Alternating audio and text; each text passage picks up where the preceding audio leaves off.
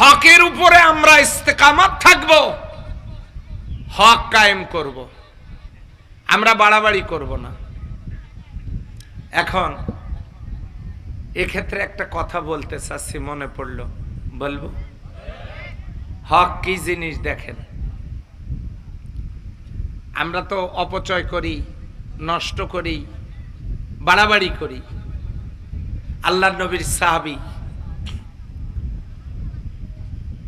কি হইল, কোনো সমস্যা? হ্যাঁ, এই ফ্যানটা বন্ধ করে দেন, বন্ধ করে দেন, একেবারে বন্ধ। ঘুরেন, চাকা ঘুরেন, আরে চাকাটা ঘুরেন। হ্যাঁ, বাস, ওদিকে থাক। এনারা সিদ্ধান্ত নিছে আমাকে বাতাস খাইতে দিবে না।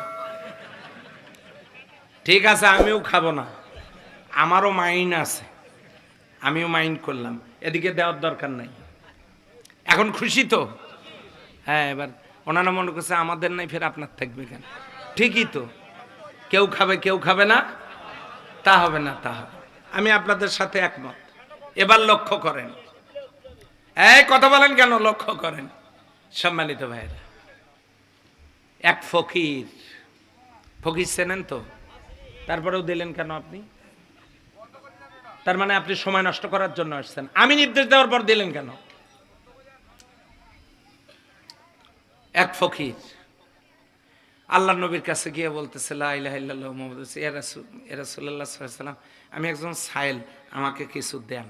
বলছে, দেখো আমার কাছে তো তেমন কিছু নাই, হযরত ওসমানের বাড়িতে যাও, গেলে পরে তিনি তোমাকে এমন কিছু দিবেন, জীবনে আর ভিক্ষা করা লাগবে না। লোকটা হযরত ওসমান রাদিয়াল্লাহু তাআলা আনহুর বাড়িতে গেছে। বাড়ির গেট থেকে ভিতরের দিকে নজর করে দেখে সর্বনাশ, তুলে উড়ে উড়ে যাচ্ছে বাতাসে। হযরত ওসমান ধরে ধরে পাথর চাপা দিয়ে দিয়ে রাখতেছে।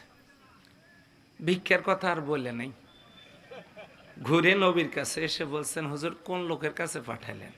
এত হাড় কিপটা, কেন তুলে উড়িয়ে যেতে দেয় না, ধরে ধরে পাথর চাপা দিয়ে দিয়ে রাখতেছে, এই লোক ভিক্ষা দেয়? আল্লাহ নবী বলছেন, যাও তো ওসমানের কাছে যাও। এবারে গিয়ে দেখে সর্বনাশ, যেটা জিন্দিগিতে দেখে নাই কেউ। হযরত ওসমান রাদিয়াল্লাহু তাআলা আনহুর খাদ্য গুদামের নিচ থেকে পিঁপড়া মুখের মধ্যে করে কি যেন নিয়ে যাচ্ছে। হযরত ওসমান রাদিয়াল্লাহু তাআলা আনহু ওই জায়গায় না বসে পিঁপড়া ধরে, পিঁপড়ার মুখ থেকে খাবারটা না নিয়ে রেখে পিঁপড়া ছাড়ি দিতেছে। এই দৃশ্য দেখার পর ওই ফকির আবার রাসূলের কাছে এসে বলতেছেন, ইয়া রাসূলুল্লাহ, জীবনেও দেখি নাই, শুনিও নাই, পিঁপড়ার মুখ থেকে কেউ খাবার নেয়, এই লোক ভিক্ষা দেওয়া লোক, আপনি তার কাছে আমাকে পাঠাবেন? আল্লাহর নবী বলছেন, যাও তো তুমি ওসমানের কাছে যাও। এবারে গিয়ে দেখে হযরত ওসমান এইরকম প্লেটের মধ্যে, গামলার মধ্যে কি যেন নিয়ে এইরকম সিটি সিটি দিচ্ছেন। ফকির মনে করলো, ফকিরের কিন্তু বুদ্ধি খুব ভালো। ফকির মনে করলো, এবার যেহেতু দেওয়ার পালা, চাইলে কামও হতে পারে। আমাদের এলাকার ফকিরের বুদ্ধি নাই মনে করছেন? গেটের কাছে দাঁড়ায়, লা ইলাহা ইল্লাল্লাহু মুহাম্মাদুর রাসূলুল্লাহ, মা চারটে ভিক্ষা দেন। ভিক্ষা দিতে যদি দেরি হয় দেখবেন ঠোঁট নাড়ে, মনে করেন দোয়া দরুদ পড়তেছে না, গালি, খুব বড় লোক হয়েছেন তুমি, আল্লাহ জান তোমাকেও আমার মতো করে। বুদ্ধি খুব। ওই ঢাকার এক লোক বলল যে আমাদের এলাকায় এক লোক ভিক্ষা করতে এসছে, কলিং বেল টিপছে, 3 তলায় থাকে বাড়ির মালিক। বলছে কে? চিনবেন না স্যার, নিচে আসে। নিচে আসছে, আসার পর বলছে যে স্যার আমি একজন ভিক্ষুক, আল্লাহর রাস্তায় আমাকে কিছু দেন। তো বলছে যে এখান নিচ থেকে বললেই তো হতো, আমি পারি আর না পারি ওখান থেকে বলতাম, নিচে ডাকলেন কেন? না এরকম আমরা কলিং বেল টিপে আগে বলি দেখছিলাম, উপর থেকে বলে নাই বাবা মাফ করো, তো আমাদেরও তো মান সম্মান আছে, তো কাজী কাছে ডেকে কথাটা বললাম। বাড়িওয়ালা চিন্তা করলো যে সাংঘাতিক ফকির, বলছে যে বাবা আমার সাথে আসেন। সিঁড়ি বেয়ে উপরে 3 তলার উপরে নিয়ে গিয়ে বলছে বাবা আল্লাহর রাস্তে মাফ করেন, আমি কিছু দিতে পারলাম না। ফকির বলছে এই কথা তো নিচে বললেও হতো, অনেক লোকের কাছে মাপ চাবো, আমার কি কোনো মান সম্মান নাই? এই জন্য উপরে তুলে বললাম। ফকিরের কিন্তু খুব বুদ্ধি। এক বাড়িতে গেছে, একেবারে এক মহিলা এক পিরিস এক প্লেট লাচ্ছা সামাই দিয়ে তার ছোট ছেলেকে পাঠায় দিয়েছে, যা ফকির আসছে, তুই এগুলা খাস না, এগুলাতে বিড়ালে মুখ দিছে, তুই খাস না, ফকিরকে দিয়ে। ফকির চিন্তা করলো ভিক্ষে চাই দেয় না, আজকে পায়েস দিল, ঘটনাটা কি আছে, কোনো ব্যাপার স্যাপার। বাবা তোমার নাম কি? আমার নাম অমুক। তোমার বাপের নাম অমুক, মায়ের নাম অমুক। বলছে যে তুমি ভালো, তোমার বাপ ভালো, তোমার মা ভালো, তোমরা সবাই ভালো। আচ্ছা বাবা বলো তো এই পায়েস কে দিছে? আমার আম্মু। বলো তো বাবা এই পায়েসের মধ্যে কুকুরে মুখ দিছে না বিড়াল? তখন ওই ছোট বাচ্চা বুঝতে পারে না, বলছে যে এটাতে বিড়ালে মুখ দিছে। আম্মু বলছে যে এটা তুই খাইস না, ফকির হোক দিয়ে আয়। সম্মানিত ভাইরা, ফকিরের বুদ্ধি আস্তে করে বলেন তো আছে না নাই? হ্যাঁ। হযরতে ওমর, হযরতে রাসূল আকরাম সাল্লাল্লাহু আলাইহি ওয়াসাল্লামের পক্ষ থেকে তৃতীয়বার লোকটা গেছে, গিয়ে দেখে গামলার মধ্যে কি যেন নিয়ে হযরতে ওসমান ছিটা দিচ্ছেন। এবারে ফকির বুঝতে পারলো দেওয়ার পালা যেহেতু শুরু, এবার চাইলে কামও হইতে পারে। এবারে চিৎকার দিয়ে বলতেছে আসসালামু আলাইকুম। ওয়ালাইকুম আসসালাম। কে গো তুমি? কয় আমি ভিক্ষুক, আমি সায়েল, আমি একজন ভিক্ষুক, আল্লাহর নবী আপনার বাড়িতে পাঠায় দিয়েছে, আল্লাহর রাস্তায় কিছু দেন। হযরতে ওসমান বলেন দেখো রাসূল তোমাকে পাঠাইছে যে হ্যাঁ, এই মুহূর্তে আমার কাছে যা আছে এইটা যদি আমি তোমাকে দিই এইটা তোমার জন্য যথেষ্ট হবে না, তুমি একটু অপেক্ষা করো। সিরিয়া থেকে আমার বাণিজ্যিক কাফেলা আসতেছে, সেখান থেকে আমি তোমাকে এমন কিছু দেব আর ভিক্ষা করা লাগবে না। মা সাবারু হাদিস শরীফে আসছে, ওই ফকিরদের ধৈর্য নাই, ফকির ছটফট ছটফট করতেছে আর মনে মনে ভাবতেছে কি দিবি, দিবি না দিবি না, দেয় না দেয় না, দিবি না দিবি না, এরকম করতেছে। ছটফট করা দেখে হযরত ওসমান বললেন যে এমন করছো কেন? কখন আসবে? বহু টাইম চলে গেল, আরো বাড়িতে যাওয়া লাগবে, করেন একটা ব্যবস্থা।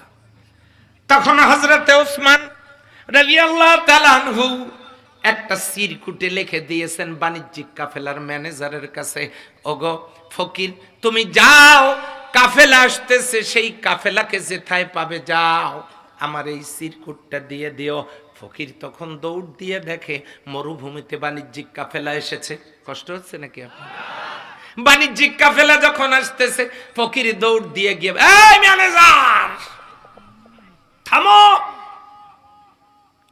কিরে এই লোক থামতে বলা কেন? তাড়াতাড়ি করে কাছে গিয়ে চিরকুট দিয়েছে, চিঠি দিয়েছে, খুলে দেখে বাণিজ্যিক কাফেলার ম্যানেজার, যাকে পাঠাইছি আপনি ওই বাণিজ্যিক কাফেলার ভিতরে তার যেটা উট পছন্দ ওই উটটা এবং ওই পিঠির উপরে মালামাল, একটা উট তাকে মালামাল সহ দিয়ে দিবেন। এখন বাণিজ্যিক কাফেলার ম্যানেজার উটের পিঠ থেকে নেমে বলছে, এই বিশাল কাফেলার মধ্যে আপনার যেটা উট পছন্দ আপনি ওইটা নিয়ে যান। বাণিজ্যিক কাফেলার এই সামনে দাঁড়ানো এই ফকিরটা সর্দার উটটার লাগাম ধরছে। উটের কিন্তু একটা নিয়ম, সর্দার উট যাবে যে দিকে,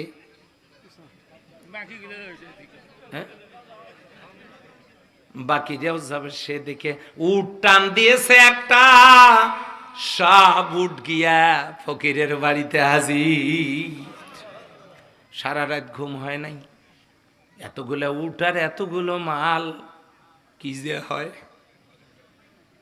কোন লোক যদি 10 টাকা চায় তাকে যদি আপনি 1000 টাকা দেন টেনশনে পড়বে না? পড়বে না? উল্টি উল্টি দেখবে, জাল টাকা নয় তো, চাইলাম 10 দিল 100। এই লোকটা আসলে কে? টাকার দিকে দেখে একবার, লোকের দিকে দেখে, এইরকমই তো হয় নাকি? সারা রাত ঘুমাতে পারে নাই।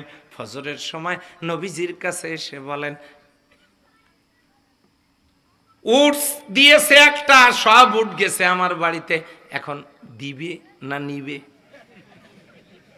আল্লাহর নবী বলেন, কোনো কথা বলো না, ওসমান আসতেছে। হযরতে ওসমান যখন এলেন, আল্লাহর নবী ডাক দিয়ে বলেন, ওগো ওসমান, তোমার বাড়িতে কালকে একজন সায়েল পাঠিয়েছিলাম। তখন ওসমান বলেন, হ্যাঁ আমি তাকে পেয়েছি।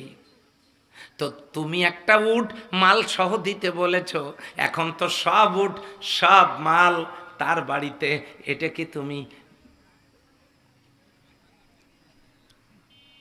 সে কথা বলার আগে আল্লাহর নবী তাকে বললেন, ও ওসমান, তোমার কিছু কথা আছে তোমার সাথে আমার। ইয়া রাসূলুল্লাহ সাল্লাল্লাহু আলাইহি ওয়াসাল্লাম বলেন, কি কথা? গতকালকে এক লোক তোমার বাড়িতে গিয়েছিল, তুলে উড়ে যেতে ধরছিল, তুমি তুলেগুলো ধরে ধরে পাথর চাপা দিয়ে দিয়ে রাখতেছিলা। এত বড় বড় লোক, তুমি তুলে উড়ে যেতে দাও না, কারণটা কি? হযরত ওসমান বলেন, ওগো আল্লাহর নবী, তুলোগুলো উড়ে যাচ্ছে, নষ্ট হয়ে যাবে। যতগুলো পেরেছি ধরেছি, জমা করেছি এক জায়গায়, এটে দিয়া আমি বালিশ বানাবো। এই বালিশে মাথা দিয়া আল্লাহর নবীর আদরের কোন উম্মত যেন ঘুমাতে পারে। নবীজি, আমি কি কাজটা ঠিক করিনি? আল্লাহর নবী বলেছেন, ওয়াতাওয়াসাউ বিল হক, তুমি সঠিক কাজ করছো, সুবহানাল্লাহ। কিন্তু ওসমান, ওই যে তুমি যে পিঁপড়ার মুখ থেকে খাবার নিচ্ছিলে নাকি, এটাও নাকি একজন দেখছে।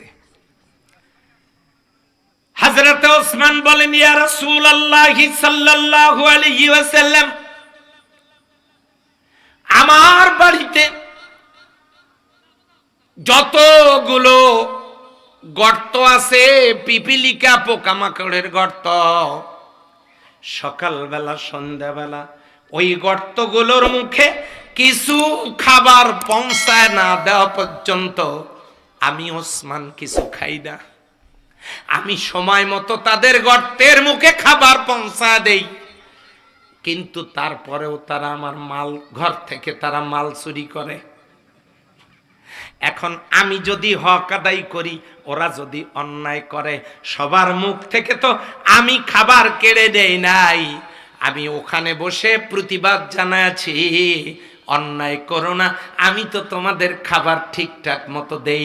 দোকানের মালিক যদি দোকানের কর্মচারীকে খানা পিনা টাকা পয়সা, দোকানের মালিক যদি দোকানের কর্মচারীকে বেতন ঠিকঠাক মতো দেয়, আর দোকানের কর্মচারী যদি টাকা চুরি করে, এই অন্যায় কি মেনে নেওয়া যায়?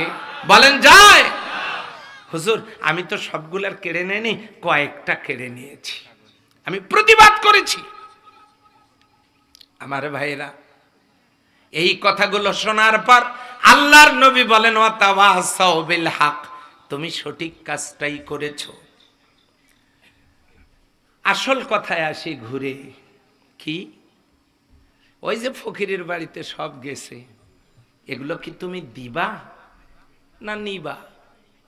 হযরতে ওসমান বলেন, ইয়া রাসূলুল্লাহ সাল্লাল্লাহু আলাইহি ওয়াসাল্লাম, গতকালকে যে ফকিরটা আপনি পাঠাইছিলেন, আপনি পাঠান নাই? যে পাঠাইছি, আপনি তো পাঠান নাই, কারণ মা ইয়ানতিকু আনিল হাওয়া ইন হুয়া ইল্লা ওয়াহয়ু ইউহা, আমার রাসূল ওহী ব্যতীত কোনো কথা বলেন না, নবী যেটা বলে সেটা ওহী। ওই ফকিরকে আপনি পাঠান নাই, ওই ফকিরকে আপনাকে আল্লাহ পাঠাতে বলেছেন। আল্লাহর পাঠানো ফকির, আল্লাহর হুকুমের আপনার পাঠানো ফকির আমার বাড়িতে যখন গেছে, সে আমার বাড়ির ভিক্ষুক না, সে আমার বাড়ির মেহমান। আর আমি কি মেহমানকে খুশি করব না? আমার কাছে যে মালামালগুলো আমার আসতো, ওই মালগুলো বিক্রি করলে ডাবল, 3 ডাবল লাভ হইতো, কিন্তু 10 ডবল লাভ তো হইতো না। কিন্তু আপনিই তো বলেছেন, মান জাবিল হাসানা ফালাহু আজরু আশার আমসালিহা, যে ব্যক্তি একটা নেকির কাজ করবে আল্লাহ তাকে 10 গুণ দেবেন। তো ওই ফকিরের বাড়িতে যখন মালামাল উট যা কিছু গেছে, উট আর মালামাল যা কিছু গেছে, এগুলো আল্লাহর পক্ষ থেকে আপনার মাধ্যমে পাঠানো ফকির এই মেহমানের কাছে গেছে। অতএব এগুলো তাকে দেওয়ার অর্থ হলো আমি আমার আল্লাহর কাছে 10 গুণ পাবো। আমি যা দিয়েছি এগুলো সব আল্লাহর পক্ষ থেকে, আপনার পক্ষ থেকে পাঠানো মেহমানকে আমি দিয়ে মেহমানকে খুশি করেছি, একটিও ফেরত নেব না। হুজুর আমি কি কাজটা ঠিক করিনি? আল্লাহর নবী বলেছেন ওয়াতাওয়াসাউ বিল হক, তুমি সঠিক কাজটা করেছো। বলেন সুবহানাল্লাহ। উট মালামাল সব দেয়, আর আপনার আমার বাড়িতে এক ওয়াক্ত নামাজ না পড়া ছেলেরাও খাটে থাকে, আর কোরআন শিখতে আসা এতিম বাচ্চারা মাদ্রাসায় মাটিতে পড়ে থাকে। আর আমরা সেখানে স্যাক্রিফাইস করতে পারি না। ওই খাট, ওই সংসার, ওই বালাখানা কিচ্ছু কবরের সাথে যাবে না। সুতরাং হক কথা বলতে হবে, হকের কথা শুনতে হবে, হক মানতে হবে, হককে জমিনে কায়েম করতে হবে। কথা বলেন ঠিক না ঠিক? ইসলাম কায়েম ছাড়া হক প্রতিষ্ঠা করা সম্ভব নয়। এই হকের ডিলার যারা, তারা ক্ষতিগ্রস্ত হবে না। 4 নম্বর ওয়াতাওয়াসাউ বিস-সাবর, হক জমিনে প্রতিষ্ঠিত করতে গেলে বাতিলদের মনোকষ্টের সৃষ্টি হবে। সকল চোখ রাঙ্গানোকে উপেক্ষা করে, সবুর করে, ধৈর্য ধারণ করে আমাদেরকে হকের প্রতি অবিচল থেকে আমাদেরকে সবুর করে দিন কায়েমের কাজ করতে হবে। আল্লাহ বলেছেন ইন্নাল্লাহা মা'আস সাবিরিন। বলেন আলহামদুলিল্লাহ। আল্লাহ ধৈর্যশীলদের সাথে আছেন। 15টা বছর আমরা ধৈর্য ধরেছি।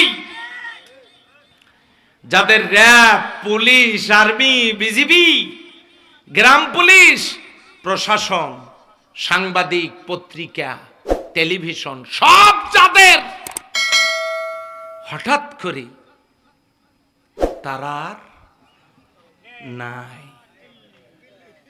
ইন্নাল্লাহা মা'আস সাবিরিন। জেল, জুলুম, নির্যাতন দিয়ে আমাদেরকে স্তব্ধ করতে চাওয়া হয়েছে, শুধুমাত্র সবুর করার কারণে আল্লাহ বিজয় দান করেছে। সূরা আসর শুধু পড়লে হবে না, সূরা আসরের আমল আমাদেরকে করতে হবে। আল্লাহ যেন তৌফিক দান করেন, বলে আমিন। আরো জোরে বলেন আমিন।